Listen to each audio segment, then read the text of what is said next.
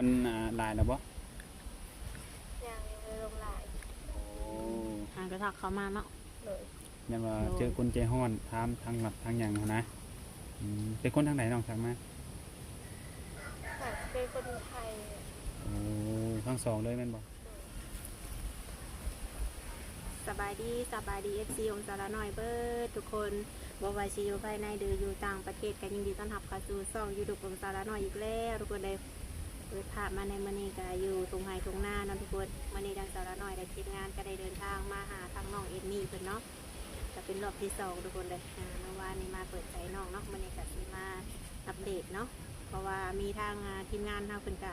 มีของขวัญมามอบให้หรือว่ามาซื้อไผ่ว่าซั่นๆเนาะทุกคนเนาะก็บ่ฮู้ว่าเป็นนมทางไหนเนาะก็สิเข้าไปอบไปลมเข้าไปสอบถามเบิ่งทุกคนเลยก่อนอื่นก็อย่าลืมกดไลค์กดแชร์กดติดตามให้สาระน้อยนี่เด้อทุกคนเด้อเพื่อเป็นแรงบันดาลใจให้สาระน้อยได้เฮ็ดคลิปต่อๆไปเนาะโดยสบายดีน้องล่ะ สบายดีจุดที่สอง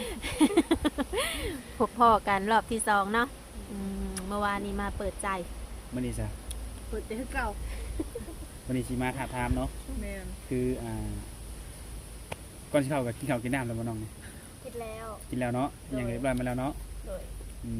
เงากับยังน้องล่ะมื้อนี้ เขาก็หัวผีกับ กับยัง ตักแด้แล้วก็ นักแด้บ่โอ้ ของแซ่บได้หั่นน่ะ บ่แม่นพยันเว้าบ่ถูกยันเว้าบ่ถูก โดย เป็นจังไดเปิดใจเป็นเมื่อวานเมื่อคืนนี้คือบ่เส้นหาอยู่บ่ แบบมาอยู่ มัก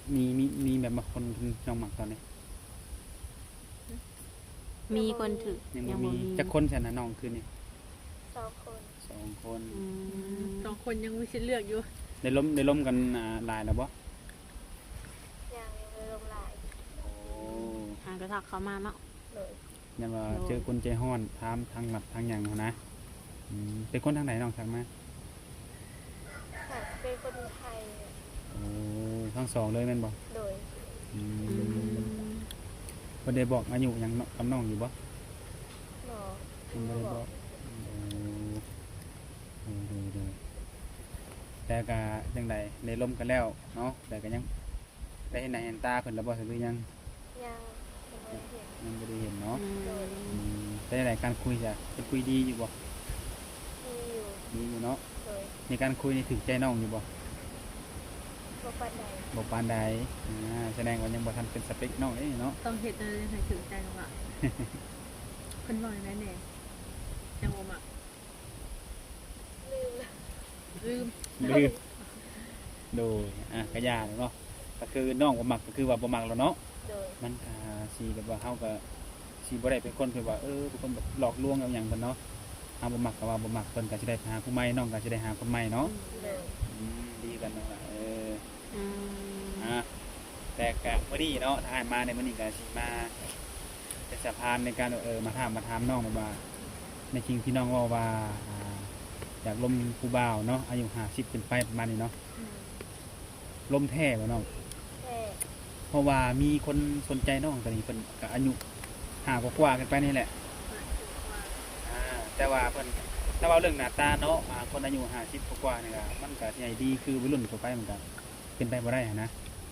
จำกัดบ่หน้าตาเพิ่น มาจำกัด จำกัดรอบ่รอก็ได้บ่ เลย ไปขออนุญาตว่านํถ้าเกิดว่าเขียวคนน้องนํได้ซะน้องได้บ่ ได้ คุยได้แมันบ่ เลย บ่อันนี้คือว่ามาตามความจริงนี่คืออ้ายเพิ่นเป็นแบบนี้นะก็เลยเพิ่นเลยให้ถามน้องอย่างชัดเจนเพื่อว่าจะบ่ให้เป็นการเสียเวลาคือคุยได้แม่นบ่ เลย โดยถ้าว่าคุยได้ก็สิเดี๋ยวบริษัทนี้จะจังได๋แลกไลน์กับน้องเพิ่นกับอ้ายเพิ่นเนาะได้คุยกันลองเบิ่งเรื่องหน้าหน้าตานี่โอเค แต่ว่ามันอยู่ที่ว่าการคุยกันเนาะว่ามันสิเข้ากันได้บ่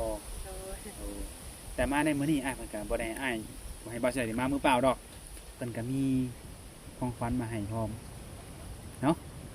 เอาแม่เสมอสิเอามือเองบ่ เอ้ยเนาะปล่อยแล้วเอา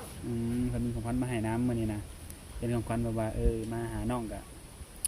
มีของขวัญแบบติดไม้ติดมือมานำแน่ก็มาถามเบิ่งถ้าน้องโอเคเนาะได้เห็นหน้าเห็นตาอ้ายเพิ่นแล้วน้องโอเคเพิ่นก็สิคุยกับน้องต่อถ้าน้องว่าโอ บ่ถือสเปคบ่มากจังซี่ก็บอกกันตรงๆเนาะ โดย ได้ใช้คุยกันทางไลน์ดอกเพิ่นว่าเพิ่นมีไลน์อยู่ โน้ต รู้ว่าของขวัญสิถูกใจน้องหรือบ่ท่านแหละเพราะว่า ไปข่าวไปเลยวันนี้นะ สุ่มมาเนาะ มอบให้เลย ไปข่าวเคยข่าวไปเลยบ่หรือว่าที่ไหน จะมอบให้ก็ได้ เดี๋ยวผมขอไปมอบ เดี๋ยวสิให้ทางเสมอเนาะเขาไปมอบให้น้องเพิ่น อันนี้ห้องฟังเลย แต่งอยู่เพียงนี่ โดยเด่นดีงามเลยโอ้ทุกคนทุกคนงามเลย ให้เขาไปมอบให้ทางน้องเพิ่นเนาะเบิ่งให้มันเป็นหยังบัดนี้ นี่ทุกคน ต่อง ามอะไรงามอ่ะป้าอันนี้คือมอบให้ทางพี่สาวเพิ่น คิดว่าของเจ้านะเสมอ อ่ะบ่ก็อยากได้อยู่ เรียกได้อยู่ ทันทีน้องเพิ่นสิเขินเนาะอันนี้เสมอเขินแทนทุกคนเลย ขออนุญาตด้วยน้องล่ะจะไปก่อน โดยนี่คือเป็นของขวัญจากอ้ายเพิ่นในการที่ว่าให้บ่าวสัตว์มาหาน้องมื้อนี้ก็มาถามนี่แหละว่าน้องสิคุยแท้บ่หรือว่าเว้าขึ้นมาสร้างคอนเทนต์ซื่อๆในการที่แบบว่าอย่าล้มผู้บ่าวอายุ50ขึ้นไปประมาณนี้นะ เป็นของเขายังดีใจว่าสิก็เป็นคนที่ชอกเลย เป็นอะไรความรู้สึกตอนนี้เป็นอะไรเนาะดีใจแมันบ่ โดย เคยมีบ่แบบนี้ บ่เคย บ่เคยจักเทื่อครั้งแรกบ่เนี่ย โดย แล้วว่ายังบ่เคยคุยกันจักเทื่อเนาะแต่เป็นก็แบบถือว่า เป็นของคนในการรู้จักกันเนาะ โดย ก็คือถ้าน้องหลานนี่บ่เคยได้จักเถื่อบ่แบบนี้น้องหลาน โดย บ่เคยได้เลย โดย โอ้กระทือมาทั้งอ้ายเพิ่นนี่กะอยากทำความรู้จักเลยเนาะเพิ่นก็เลยเอามาให้บาวศิลัด เป็นสะพานให้ แม่น ให้ว่าฉันนี่เป็นสะพานให้ขณะคือว่าน่ะก็คือเว้าอีกเว้าแล้วก็อีกเนาะก็คือจะมาถามในความรู้สึกน้องเนาะว่าแม่นแท้บ่ที่น้องเว้าไปในคลิปก่อนหั่นเนาะคือแม่นแท้แม่นบ่ โดย ตอนนี้ก็ยังบ่ทันมีเจ้าของหัวใจเนาะ โดย เพราะว่าอ้ายเพิ่นผู้นี้เพิ่นก็อายุหลายแล้วเพิ่นก็เป็นโสดแล้วก็อยากสร้างครอบครัวประมาณนี้หันนะก็พูดว่าทางน้องนี่สิพร้อมบ่หรือว่ายังพร้อมก็อันนี้ขึ้นอยู่กับตัวน้องเองเด้อบ าวศิลัดทางหนุ่มที่ว่าเพิ่นเอาให้บาวศิลัดเอาสอดดอกไม้มาให้นี่น้องบ่ทันได้คุยกันบ่ ยังบ่ทันได้คุยเด้อ ยังทันได้คุยกันซ้ำแต่ว่าหลังจากที่ว่าเฮาสัมภาษณ์แล้วแหละสิเอาอันไลน์น้องเพิ่นให้อ้ายเพิ่นบ่ แม่นประมาณนี้ โอ้แล้วก็ให้คุยกัน ให้คุยกันให้เว้ากันเองเนาะง่ายกัน โอ้หับได้หรือบ่ได้ก็ตกลงกันเนาะ แม่น ทางเฮาก็ได้มีแต่เป็นสะพานให้ แม่น เนาะแต่ว่าเรื่องของหัวใจ หรือว่าเพิ่นสิลมหรือว่าคบกันก็มีแต่ให้เพิ่นเว้ากันเองเนาะ แม่นถูกต้อง ม คือความหมายอ้ายเพิ่นได้เฮ็ดได้เห็นหน้าตาน้องแล้วอ้ายเพิ่นโอเค โดย มักเนาะว่ามักเอาง่ายๆกันก็อยากรู้อยากล้มอยากจีบมันแหละ โดย ปัญหาอยู่ที่ว่ายังแต่ฟังน้องเพิ่นถ้าได้เห็นอ้ายเพิ่นแล้วนี่สิว่าแนวใดนะ เนาะ คือว่าอ้ายคือว่าบางคนอายุ50ปลายปีคือว่าบางคนก็หน้าตานี่ก็อาจจะบ่ดีปานใด โดย บางคนก็ยังหล่อยัง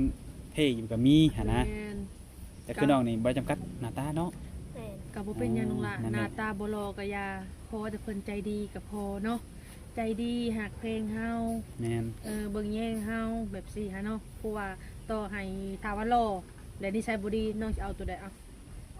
โอ้คนมาหล่อแต่นิสัยดี เจ้าพัดหล่อแต่ว่านิสัยเจ้าบ่ดีบ่ให้ความใส่ใจเฮาบ่ให้อีหยังแบบมันก็คือบ่ขึ้นกับบ่ดีหั่นแหละ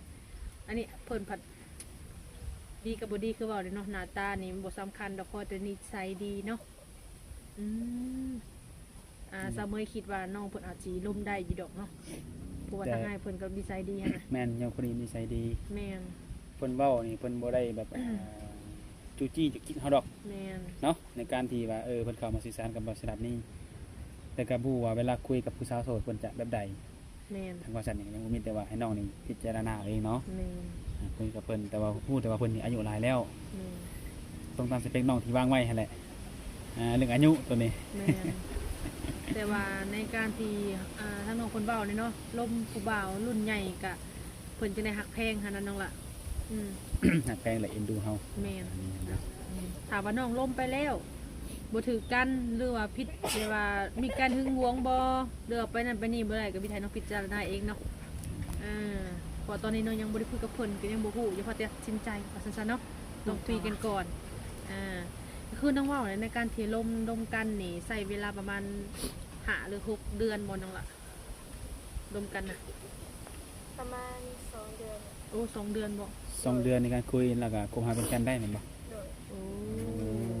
มันก็บ่โดนเนาะสำหรับในการคุยกันประมาณนี้หั้นนะน้องเพิ่นก็สิได้ฮู้ว่าผู้ที่เข้ามาหาน้องนี่จริงจังกับน้องซำใด อืม และทางอ้ายเพิ่นก็สิฮู้ว่าทางน้องนี่จริงจังกับอ้ายเพิ่นซำใดเนาะ แม่น เพื่อว่าต่างคนต่างเบิ่งกันในช่วงนี้เนาะ แม่น แต่ถ้าว่าแลกไลน์กันแล้วเนี่ยทางอ้ายเพิ่นสิโทรหรือว่าคอลวิดีโอมานี่น้องสะดวกอยู่บ่ สะดวก สะดวกอยู่เนาะ โดย หลักๆก็คือต้องโทรเห็นหน้ากันก่อนบางทีเพิ่นคุยมักแท้ว่าเนาะในการเสร็จข้อความบัดเห็นหน้ากันเพิ่นอุ้ยเอาหน้าตาอ้ายคือเป็นแบบซี่หน้าตาน้องก็เป็นแบบซี่มันสิยาก แม่น มันสิเสียเวลาทั้งสองฝ่าย ตอนที่ว่าเสร็จกันนี่เว้าดีทุกอย่างว่า อ่า โอ้ยอายนี่คือเว้าดีแท้ว่าซั่นเนาะว่าจะตัดสินใจโทรหากันเลยครับกันบ่ได้มันก็สิเสียใจกันทีหลังเนาะต้องวิดีโอคอลได้น้องล่ะเนาะ โดย ก็ว่าตรงๆก็อ้ายมันก็อยากให้น้องเห็นหน้าตาอ้ายเพิ่น แม่น ถ้าน้องว่าโอเคน้องบ่มีปัญหาเรื่องหน้าตาหรือเรื่องอายุอ้ายนี่ อืม อ้ายมันก็ยินดีที่จะสานต่อแล้วคุยต่อกับน้องนี่นะเพราะว่าอ้ายเพิ่นนี่ได้คุยผู้สาวมาหลายคนแล้ว คุยแชทข้อความนี่เว้าดีโอเคบัดพออ้ายเราโทรหาเนาะเปิดวิดีโอคุยกันจังซี่เพิ่นห้ามอ้ายเราบ่ได้มาตีอ้ายเราอายุหลายหันนะแบบนี้หันนะก็เลยอยากทำให้ละเอียดในเรื่องมื้อนี้นะบ่อยากให้อ้ายเพิ่นเสียเวลาว่าซั่นซะ แม่น อืม ทุกคนก็บ่อยากเสียเวลาเนาะบางคนก็อายุหลายแล้วหั่นน่ะ อืม ก็หวังว่าทางน้องเอมี่เนาะ น้องเอมี่สิพิจารณาให้อ้ายเบิ่งให้แหละว่าไงกันเนาะ แม่น อ่าว่าแต่วันนี้น้องสิไปทางใดอยู่บ่เนี่ย บริษัท บ่ได้ไปปกติก็ไปเล่นน้ำหมู่น้ำหยังอยู่บ่ ใส่ ๆอืม อ่าลืมถามเนาะคือมาในจุดนี้นี่คือหน้าน้องเองบ่หรือหน้าหมู่นี่ หน้าอาย หน้าอ้าย โอ้ โดย อ้ายแท้ๆบ่เรืออ้ายลูกปลาลูกลุงนี่ อายหัก อ้ายฮักโอ้แบบ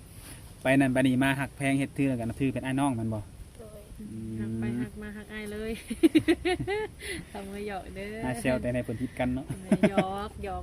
เว้ย เออปกติก็มาลินเรื่อยๆบ่ โดย อืมดูจังสั้นแหละทุกคนเนาะแต่สำหรับผู้ใดเนาะหนุ่มๆที่เห็นคลิปน้องในมื้อนี้หรือว่าอยากทำความสัญญากับน้องก็ยังสามารถอารมณ์กับน้องได้อยู่เนาะเพราะว่าทางน้องเพิ่นนี่ก็ยังบ่ทันมีเจ้าของ โดย ในการความสนใจน้องนั่นก็เป็นเรื่องปกติเป็นเรื่องธรรมดาเนาะ อืม ปัญหาอยู่ที่ว่าน้องนี่สิโอเคกับคนทั้งใดหนุ่มทั้งใดเนาะก็ลืมบอกอ้ายคนนี้เป็นคนไทยเนาะเป็นคนไทยแต่ว่าเพิ่นเฮ็ดงานอยู่ไสนี่ที่ว่าให้น้องนี่ถามอ้ายเพิ่นเองเนาะ โดย เพราะว่านี่ก็ให้เป็นเรื่องของส่วนตัวน้องกับอ้ายเพิ่นดีกว่า แม่ เนาะ ลมเป็นอยู่ตีผู้บ่าวนะ พอได้อยู่ พอได้อยู่คนบ่เคยลมผู้บ่าวอย่างดอกบนแชทมามีแต่ว่าโดยนี่ห้อย มียังอ้ายอ้ายคิดฮอดน้องนะโดย โดยดิ กินข้าวแล้วบ่โดย เออน อนแล้วบ่โดย อาบน้ำแล้วบ่โดย เดี๋ยวมันสิสานต่อกันบ่ได้เนาะมันสิบ่รู้เรื่องกันอืม เราบ่เป็นเนาะเดี๋ยวให้สาวละน้อยกับวชิรัตน์สอนเรื่องการคุยกันลม โดย แต่ว่าสำหรับของขวัญนี่คือถูกใจเนาะโอเคเนาะ เอาไปถึงใจให้สาวละน้อยกับสามีก็ได้ โดยจังซั่นแหละทุกคนเนาะเฮาก็มาเป็นสะพานในมื้อนี้ก็ถามให้ทั้งอ้าย อ้ายเพิ่ เพิ่น นเนาะ หรือว่าหนุ่มๆหลายๆคนนั่นแหละบางคนก็อยากฮู้คือกันเนาะ โดย แต่อ้ายเพิ่นนี่เพิ่นก็อยากโอ้ยอยากลมเพิ่นก็แสดงออกมาเลยหั่นนะ แม่ ให้บ่ใช่เพิ่นซื้อให้เพราะว่าเพิ่นมาด้วยตนเองบ่ได้ แม่ ก็คือว่าหั่นแหละมักฮักก็ทักทายกันมาได้เพราะว่าน้องเพิ่นก็มีไลน์ให้เนาะมีแต่ไลน์กับบ่แอปเนาะประมาณนี้เนี่ยทุกคนเนาะแล้วก็หลังจากครบจบคลิปนี้แล้วก็สิเอาไลน์ให้น้องเพิ่นให้เพิ่นคุยกันลองเบิ่งเดี๋ยวเป็นอะไรๆก็เดี๋ยวมื้อหน้าสิมาอัปเดตใหม่เด้อ โดย ไปให้เวลาประมาณสักอาทิตย์หนึงหรือว่า2อาทิตย์เนาะ แม่ สิมาถามเบิ่งว่าน้องนี่สิคุยกับอ้ายต่อบ่หรือว่าสิขอเปิดใจให้คนใหม่ลองเบิ่งก็แล้วแต่น้องตัวนี้ หรือว่ามันปิดใจบอกอ้ายเพิ่นปิดใจแล้วก็ว่ากันใหม่เนาะ จะบ่มีการบังคับขึ้นอยู่กับตัวน้องเองเนาะ แม่น ทางเฮาก็มีหยังสิถามน้องเพิ่นอีกบ่ FC ทางสาวละน้อยสาวเมย โดยก็คือสิบ่มีแล้วล่ะเนาะ แม่ ถ้าเกิดว่ามีก็ค่อยว่ากันเนาะ จังว่ามาใหม่ว่าซั่นซะเนาะ แม่น โดย ทางเฮาก็ถือว่าจบสิ้นภารกิจในมื้อนี้เนาะ โดย ก็ขอให้น้องสมหวังสมหวังกับคนที่น้องน้องนั้นเนาะคนที่น้องฮักกับวันนี้ซะ โดย ทุกคนเนาะขำแล้วก็ฝากกดไลค์กดแชร์กดติดตามให้น้องเพิ่นแน่เพราะว่าเพิ่นก็สิได้เจอเนื้อคู่ไวๆว่าซั่นซะ โดย สำหรับเฮาก็จะขอจบคลิป พียงเท่านี้ก็พอกันได้มื้อหน้าเนาะ โด โดย ย อ่ะสบายดี โดย